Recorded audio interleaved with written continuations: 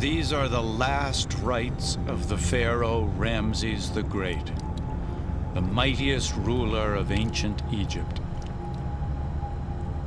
In a lifelong quest for immortality, this is his final ceremony, a ritual for eternity. For 70 days since his death, he has been prepared for everlasting life by the high priest of Anubis, the chief embalmer of the kings, the keeper of the mysteries. His body has been cleansed, purified, and dried.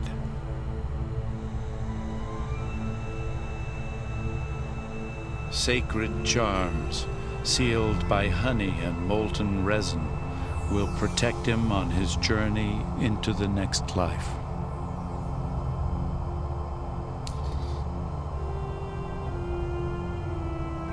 Each action expresses beliefs and dreams sacred to the Egyptian people. At stake is the very foundation of Egyptian life, the successful preservation of the body as the key to immortality. If his mummy remains intact, and if his name is remembered, then Ramses will never die. The coffin of the king is closed. Will it remain sealed? Will Ramses live forever?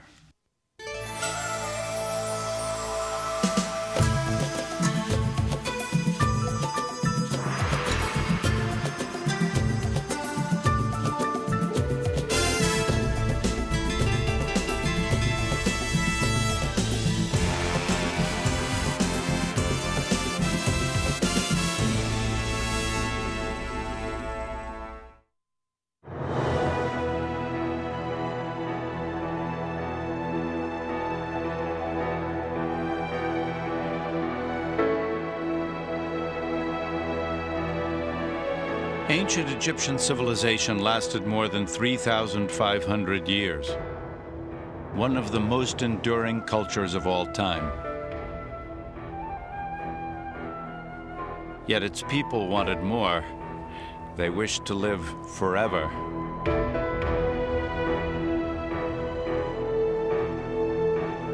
And no Egyptian craved immortality more urgently than the pharaohs. Their remarkable temples and monuments were created to protect the king and his life after death. Yet in all the land of ancient Egypt, from the Mediterranean to Nubia in the south, only one king's mummy lay undisturbed into the modern day. Here, far to the south of the pyramids, in the Valley of the Kings, the discovery of that tomb would stun the world.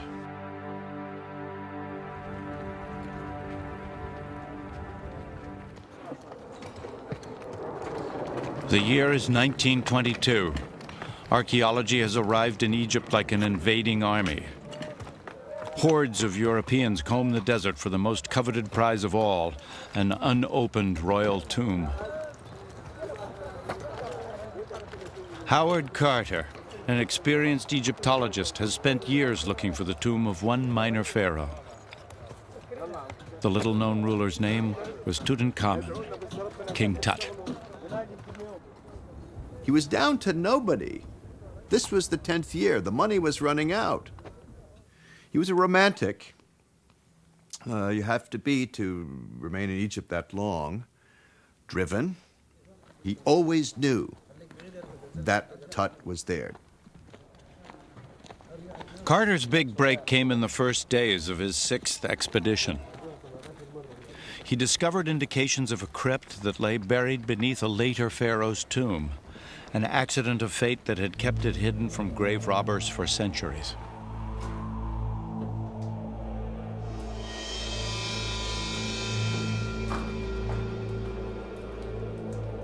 After so many years in the desert, all that stood between Carter and what could be the discovery of a lifetime was a wall sealed with plaster more than 3 millennia ago.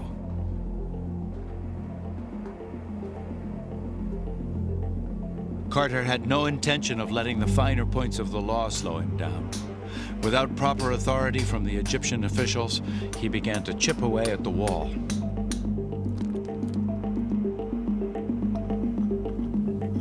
They didn't tell us so, you know. And then he opens the thing up, and the rush of ancient air comes out, and the smell of all of those things in there. There cannot be imagined a more dramatic moment in the history of archaeology. You can imagine the feeling.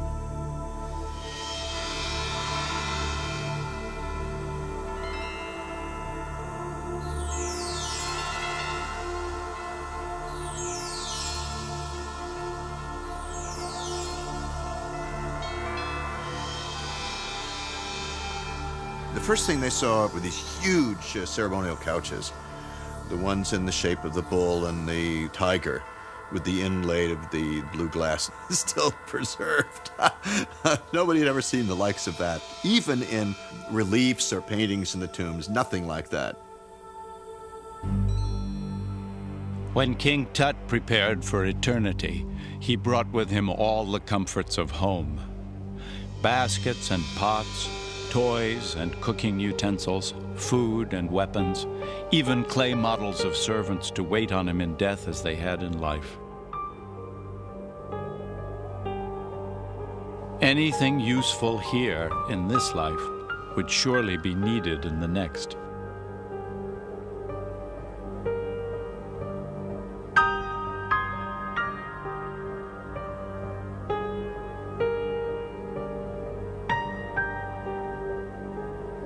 But about the king himself, very little is known. Only that he was 18 or 19 when he died, and that he had a young wife. Even the mummies of 2 babies, also found in the crypt, remain orphans of the mysteries surrounding the young pharaoh's life. But one thing was clear. Tut's tomb was designed as a gateway to eternity, a storehouse of sacred and magical items for his journey into the afterlife. You have weapons that nobody ever knew existed. You have fine bows. You have a piece of steel on his heart, the most precious place, in the deepest level of King Tut. They found a piece of steel, a little tiny miniature knife in steel, which was considered to be more valuable than all the gold that they found.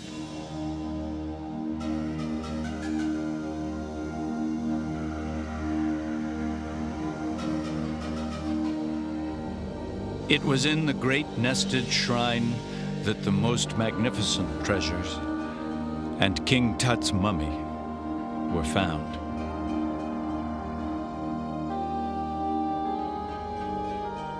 The innermost of 4 ornate coffins was solid gold.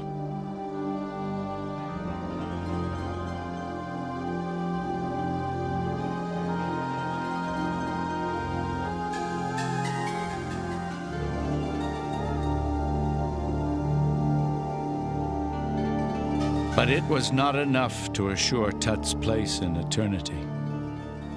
His mummy was shattered as soon as Carter unwrapped it, searching for the king's jewelry.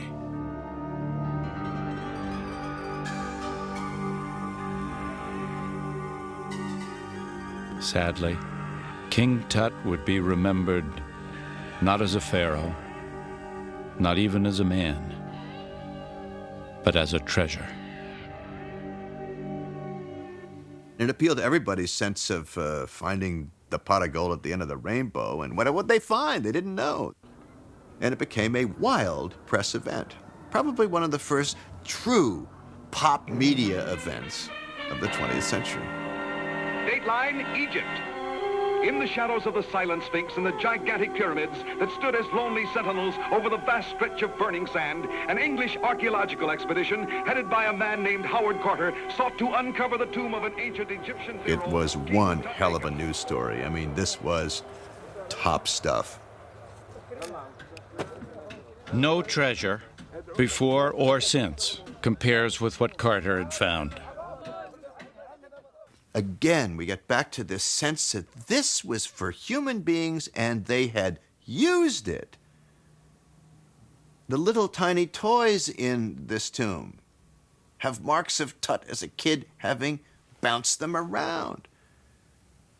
The weapons had been used. Some of the arrows had been, slightly dented. He was out there practicing. That, I think, is the gripping humanity of it.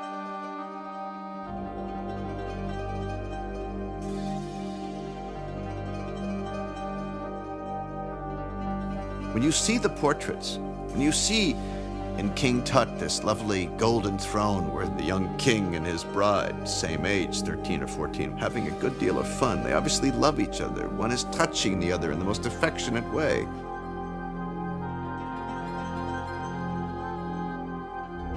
In life, King Tut ruled all of Egypt.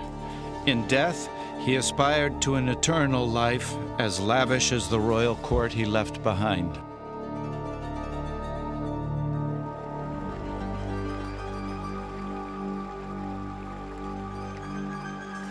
Like all ancient Egyptians, Tut believed death was a journey across the Nile, a passage from the land of the living in the east to life everlasting on the river's western shore.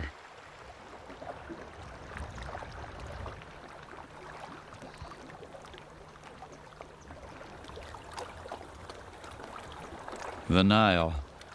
It was the soul of Egypt, the sacred link between the land of the living and the land of the dead. The Egyptians lived on the eastern side, but whether you were a pharaoh buried in a pyramid or a commoner laid to rest in the sand, you hoped to be buried on the Nile's western shore. In its constant and dependable rhythms, the river provided the basis for their belief in a passage from this life to the next, from one shore to the other, a passage to eternity. The Nile was the vein for the heart of the Egyptian. The water which is coming from the flood, it's red. Red is fertile. This is the mud that's going to give to feed the land of Egypt. The ancient Egyptians' oldest myth, the story of creation, was set amid the swirling waters of the Nile.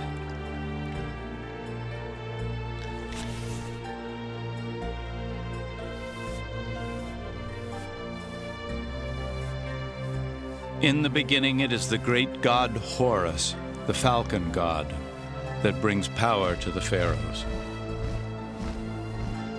Horus is the god of the skies, but he invests the pharaohs with dominion over the land and the people. On temple walls, the faithful commemorate the power of the Nile, the source of all life and the path to immortality.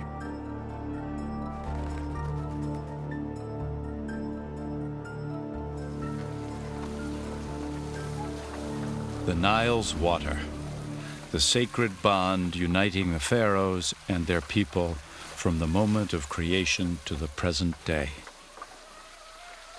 If you go to any village in Upper and Modern Egypt, you will find there is big similarities between ancient and modern. There is continuation between the past and the present.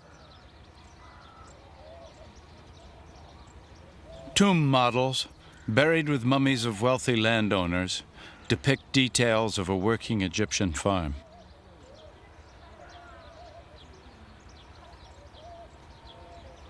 It is a rare glimpse into the texture of life 4,000 years ago. But the lives of the pharaoh and the farmer had little in common beside their desire for eternal life, and no element separated them more than stone.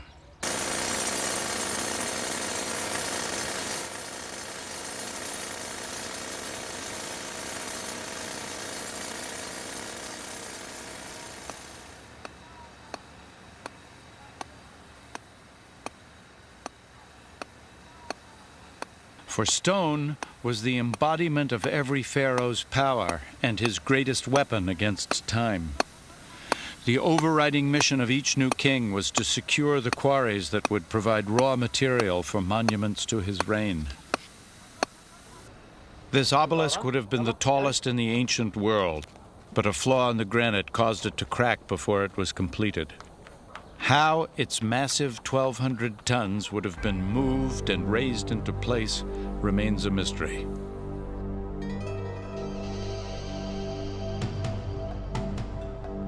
In ancient Egypt, stone was the medium of immortality. It was stone that assured the king's name would be remembered, his immortality guaranteed. And one pharaoh surpassed all others in his efforts to be remembered. His name is Ramses the Great. The greatest builder in Egypt's history, Ramses ruled until his 90th year. His harem overflowed with queens, lesser wives, and concubines, and included 3 daughters and a sister. He was father to more than 90 children. But his greatest legacy was left in stone. As a great general motivates his troops for battle, Ramses' most inspirational words were for his builders. O my chosen workmen, valiant men of proven skill, craftsmen in valuable stone, I am your constant provider. The granaries groan with grain for you. None of you need pass the night in hunger. But even Ramses' stone monuments would lose the battle against his ultimate enemy, time. Across the river from Luxor, in the temple built to preserve his memory, Ramses' fallen statue lies broken, his features worn away. His head resting at the feet of god figures whose powers could not protect the legacy of Egypt's mightiest king. The temple where the name Ramses would be kept alive forever now stands empty.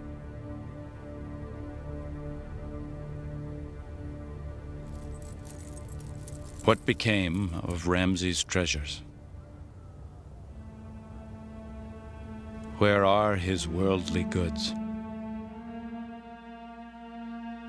Where is his golden mask?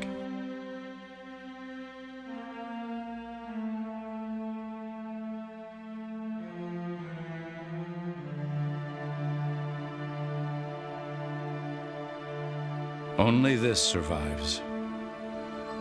This is the naked mummy of the once mighty Ramses.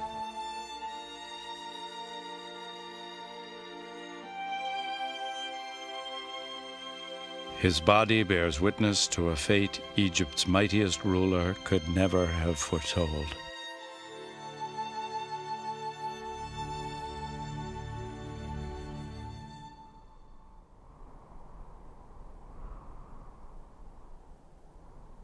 By the year 550 AD, the golden age of Egyptian civilization had passed. A waning Roman Empire now ruled Egypt. With the Romans came Christianity. The ancient faith in reincarnation and immortality was banned. Still, one last bastion of Egypt's ancient knowledge and beliefs remained. This secluded shrine named the Temple of Philae.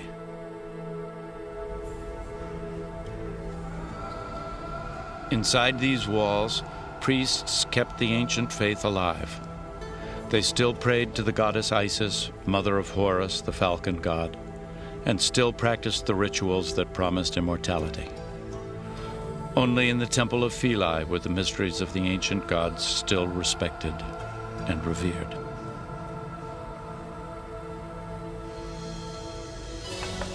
And only these holy men could still read the ancient writing, the hieroglyphs carved upon the walls.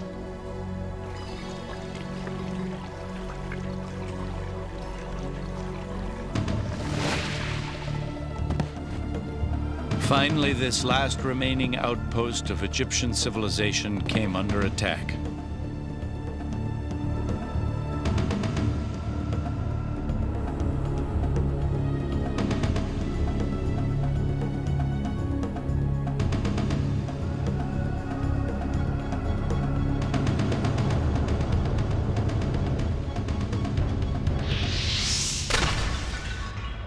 mob of Christian zealots, outraged at the continuing worship of pagan gods, assaulted the priests, breaking the last living link to the pharaohs.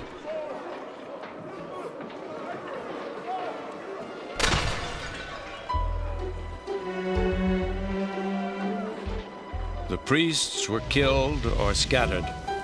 They took their knowledge of the hieroglyphs to their graves.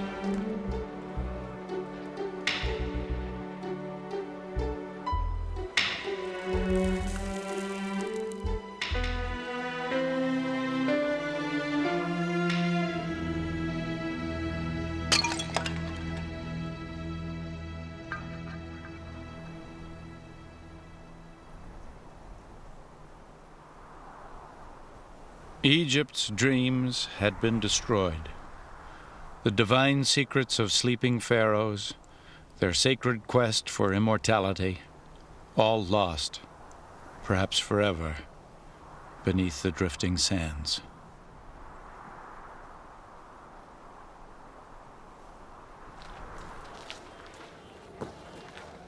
The silence lasted 1,300 years. Then another invader arrived. In 1798, Napoleon Bonaparte brought his armies to Egypt, seeking empire and knowledge. With his soldiers came a unique group of scientists and artists to study and record the remains of ancient Egypt. A year into the French occupation, troops demolishing a wall made a remarkable discovery. They stumbled upon one of the most significant archaeological finds of all time: the Rosetta Stone. The Rosetta Stone is one of those wonderful chance archaeological discoveries which change history. Without accident, archaeology would never have happened. All the greatest discoveries, many of them have been made by accident. Literally the moment it arrived at the French Institute in Cairo, the experts there recognized that this really was the way in which it might be possible to decipher hieroglyphs, because there was Greek on the stone. The Greek was the key, for carved above the Greek inscription was the same message in the forgotten hieroglyphs of ancient Egypt. Because Greek was known to scholars, it provided the key to decoding the language of the pharaohs. Now, thousands of years of ancient Egyptian writings could be translated. After centuries of silence, Egyptian voices could be heard once more. As to any flooding on our land, it is you who are cultivating it, and you who are responsible for it. Work hard and be careful. If my lands flood, woe be to you. The letters of the Conakite. One having a wound on his temple, treat the ailment with a poultice of fresh meat the first day. Treat afterwards every day with grease and honey until he recovers. The Surgical Papyrus. The sound of your voice is sweet, full like the taste of date wine. And I, drunken girl in a tangle of flowers, live only a captive to hear it. Love poem, circa 1300 BC. The discovery of the Rosetta Stone, along with the paintings of Napoleon's artists, provided the West with a window into the magical land of the pharaohs. Kings who built magnificent monuments and were rumored to have learned the secrets of eternal life. And the world fell in love with Egypt. Now, tourists and mystics, treasure hunters and archaeologists all descended on the valley of the Nile. The colossi don't look at all colossal. On the contrary, they're quite in keeping with everything about them, as if they were the natural size of man and we were dwarfs. Florence Nightingale, 1849. The temple's proportion puts in mind a giant buried up to its waist, overwhelming man's puny stature with its head and shoulders. We are amazed. Jean-Jacques Ampère, 1868. Who shall say it's not lively, exhilarating, lacerating, muscle-straining, bone-wrenching, and perfectly excruciating and exhausting pastime climbing the pyramids? Mark Twain, 1869.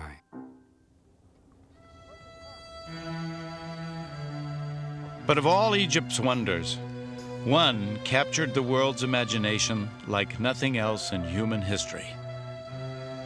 In the desert of the Giza Plateau, stoically surviving the swirling winds and grinding sands of nearly 5,000 years, they defined this society that dreamed of immortality. For the pyramids seemed to have defeated time itself. The world's most recognized symbol of the glory that was ancient Egypt, built as tombs, later gutted, robbed, battered by the centuries, and still they endure. There are more than 2.3 million blocks of limestone in the Great Pyramid of Cheops, each stone weighing from 2 to 15 tons. Its base is a near-perfect square. 481 feet tall, it could hold the equivalent of 872 wide-bodied jets. And still today, the mysteries abound. Where did the technology come from? How were they able to move such vast amounts of stone prior to the invention of the wheel?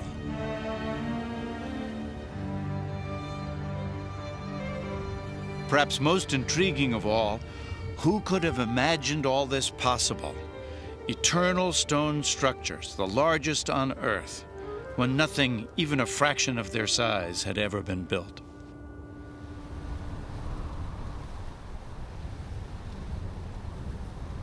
The answer lies 9 miles south, among the old kingdom tombs of Saqqara and the step pyramid of King Djoser, the very first stone building in all the world.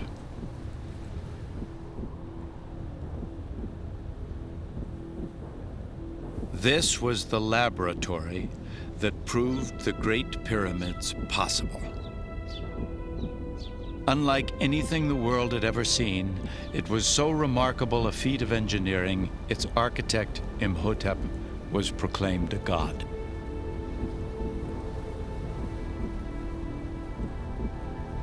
Originally designing a simple, low-slung tomb called a mastaba, Imhotep wasn't satisfied. He added one layer, then another, and another, and another, as if building steps to heaven.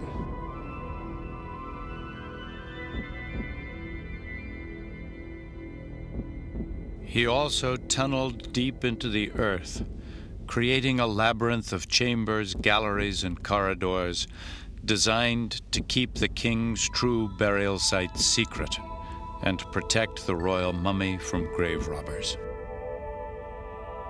Down dark, twisting passageways, at every turn, in every detail, what Imhotep accomplished seems overwhelming still. There is no scientific explanation given to the public to tell them how the pyramids was built. They never left a papyrus roll or a description in a stone to say how they did it. Today it takes a 350 horsepower diesel engine and hydraulic lifter to pick up this 7-ton granite slab. Many of the building blocks in the Great Pyramid weighed more than twice as much. Although no description or narrative account has ever been found telling how these massive stone monuments were created, this tomb drawing contains tantalizing clues.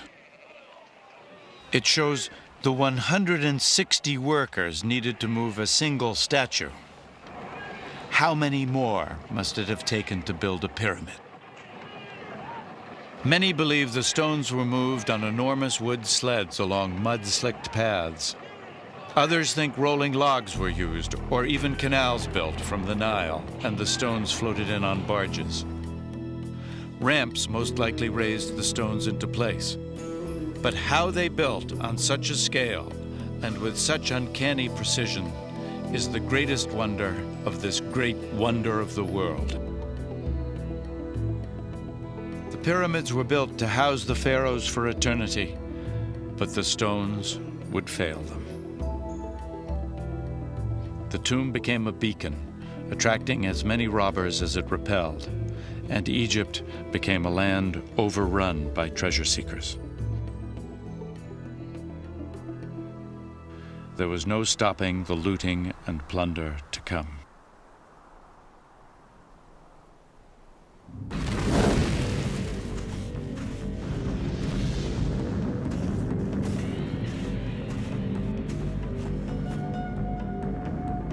A pharaoh's tomb was designed to protect his treasure and provide his mummy safe passage through eternity.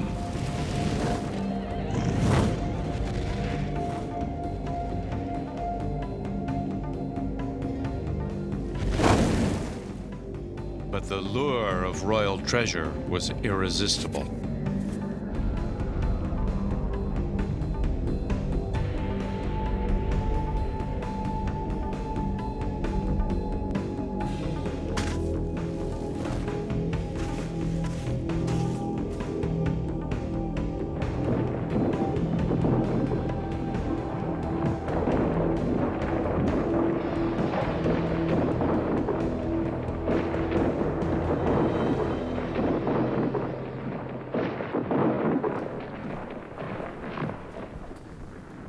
Despite the royal architect's best efforts, the tombs were violated. The great stone walls could not protect the kings from the greed in the hearts of men. The intruders might be simple robbers, members of the king's own priesthood, or even the very builders of the tomb itself.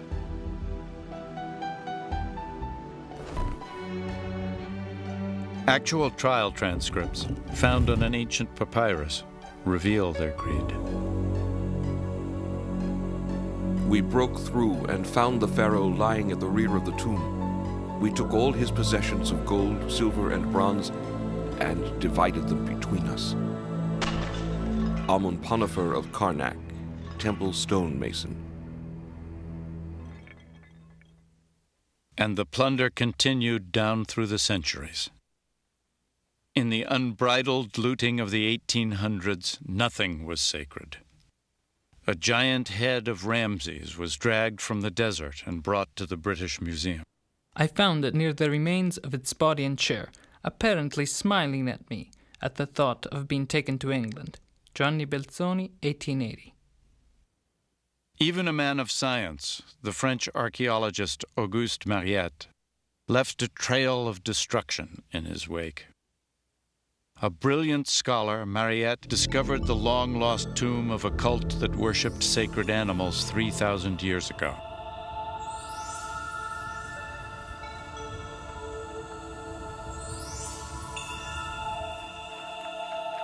Deep under the ground in Saqqara, a maze of catacombs contained massive stone coffins that once held mummies of full-grown bulls. Each granite chamber weighed 80 tons. And yet they too had been robbed, the lids pried open in ancient times by a force Mariette could not even begin to comprehend.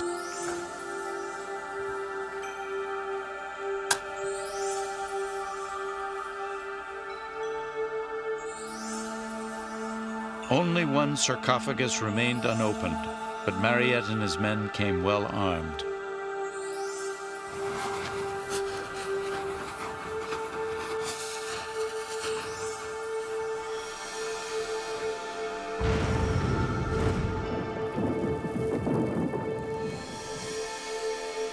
Mariette was a product of his time, as greedy for treasure as for knowledge, shamelessly indifferent to the desecration he would cause the sacred tombs.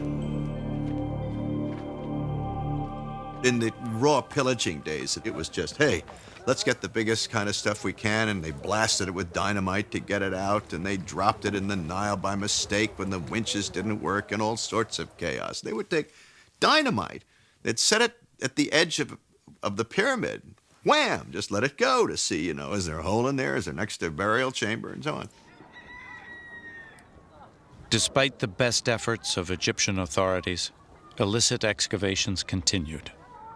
The most persistent offenders lived here, in Kurna, the village of the robbers.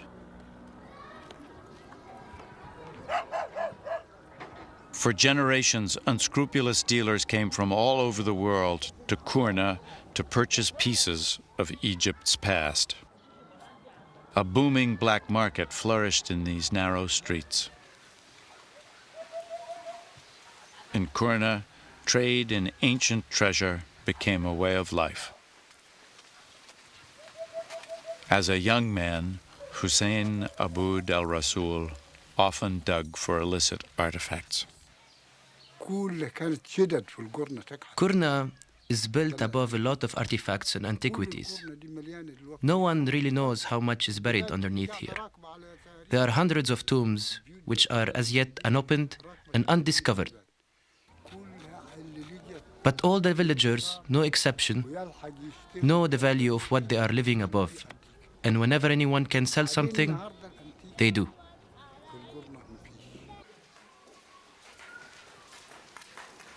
The town is located on an ancient burial ground.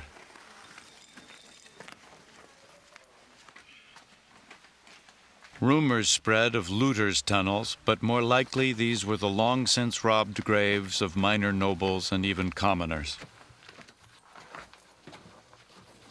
The village of the robbers earned its reputation, but the worst looting was not the work of amateurs.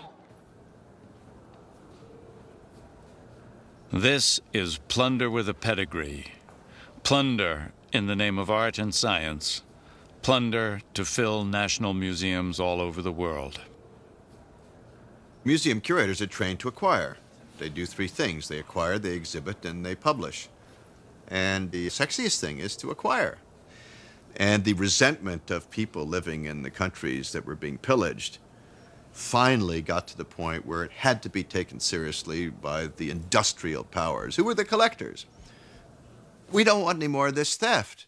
And you people who are the scholars, you people who are the curators, you're the ones that are egging them on. You're contributing to the criminal behavior by saying, we'll buy anything in sight. And they could never get the runners. You can't get the night diggers. But you can sure get the people who say, this is our newest acquisition, and put it on a pedestal in New York or Berlin or what have you. It gets pretty embarrassing. The Egyptian civilization does not belong to Egypt only, but belongs to everyone all over the world. We as Egyptians are guardian to this civilization. And this is why all of us, Egyptians, Americans, Europeans, has to cooperate in stopping this crime. Protecting the country's rich heritage is now the job of Egypt's Antiquities Police. From his Cairo headquarters, Colonel Mekhled leads a skilled unit of investigators, perhaps the best in the world at what they do. Any theft, large or small, constitutes a threat to our culture and heritage. It's a heavy responsibility. We aren't just fighting crime, we're protecting our past. I love this culture. When I hold a statue in my hands, I'm holding a piece of my heritage. I feel the continuity between the present and the past. But despite the best efforts of the Antiquities Police, the plunder continues. In 1992, a secluded temple was descended upon by a daring gang of thieves. Their target, one of the temple's most important and imposing relics.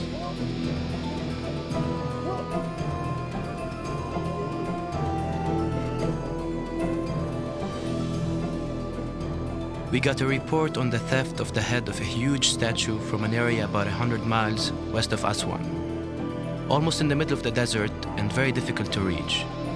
This was a hugely important piece because it was a statue of Ramses the Great. In cases like this, everybody in the department, regardless of rank, pulls together to solve the theft and retrieve the stolen artifacts. Colonel Mekdad's team eventually captured the thieves and recovered the stolen head.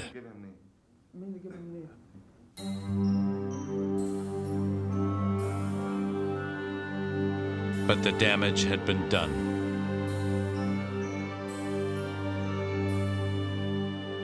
Yet it was not stone, but flesh and blood, the mummies of ancient Egypt's greatest rulers, who would suffer the worst desecration of all.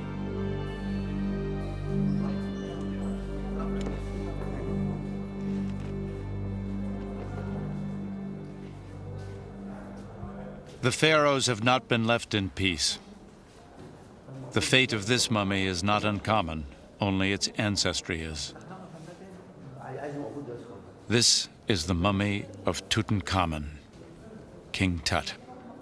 Over the years, he has been rudely manhandled. But mummies suffered far worse indignities. They became the objects of bizarre rituals and beliefs. In medieval times, pounded up ancient Egyptian mummy was considered to be a powerful medicine, to say nothing of an aphrodisiac.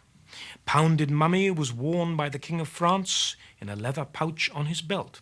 A thriving market in what was called mumia developed throughout Europe, and there were numerous instances in the late 18th and early 19th century of people throwing mummy unwrapping parties, and groups of doctors and scientists would get together and they would throw a reception and they would formally unwrap the mummy.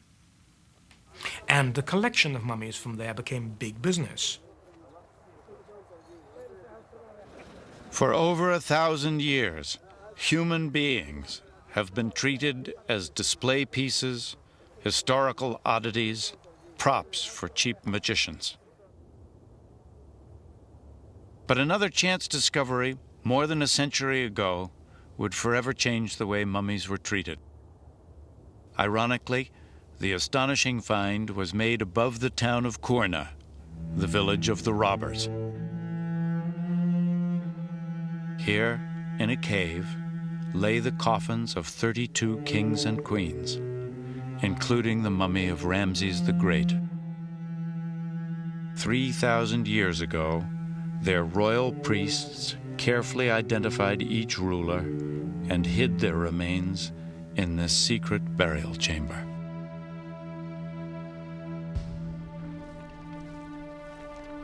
For their own protection, Egyptian authorities now removed the royal mummies from their tombs.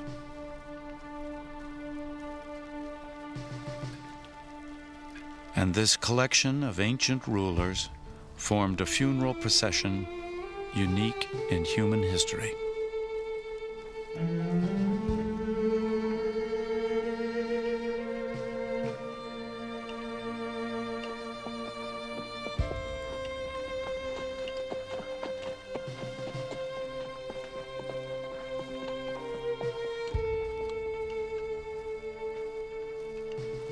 All along the Nile, Egyptians gathered to pay their respects as the eerie caravan of ancient rulers made its final journey north to Cairo.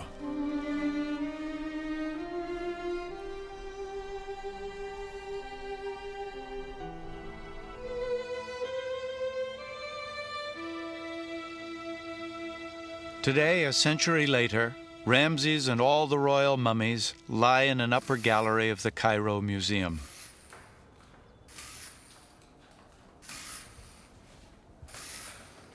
A unique conservation effort is underway to preserve the ancient pharaohs, to finish the task their priests began. But now, scientists have taken the place of holy men as the final protectors of the royal mummies.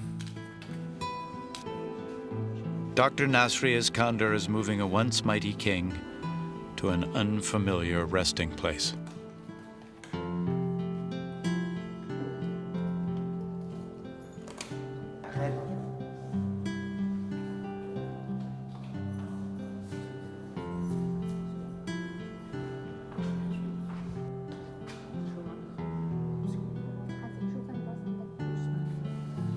Steel and glass have replaced the stone and jewels of his original tomb.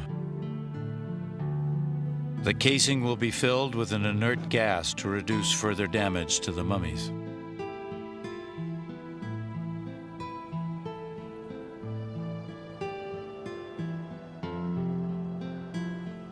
Ending a journey that began in the 12th century BC, this royal mummy will now rest in peace, protected by 20th century technology. This is the best way. It simulates the atmosphere inside the tombs itself, the old times. Every time I see this, I feel a deep feeling, and you see that man face to face. It's an unforgettable moment. It's very difficult to explain things like this, but I feel I'm a part of this. It's our history, and now it's world history. It may be that what makes Egypt so mysterious and majestic is that traces of the humble have all but disappeared, erased by the passage of time. Our vision is of the exotic, the monumental buildings and the royal treasures of dazzling and inspired beauty. It is the fabulous trappings of priests and magicians, the resting places of queens and kings which survive. But the things that really ground us are the mummies, the preserved faces of the men and women who lived life to its fullest and who died hoping that their perfect lives along the Nile were never really over. Here, now, they are closer to eternity than they have ever been.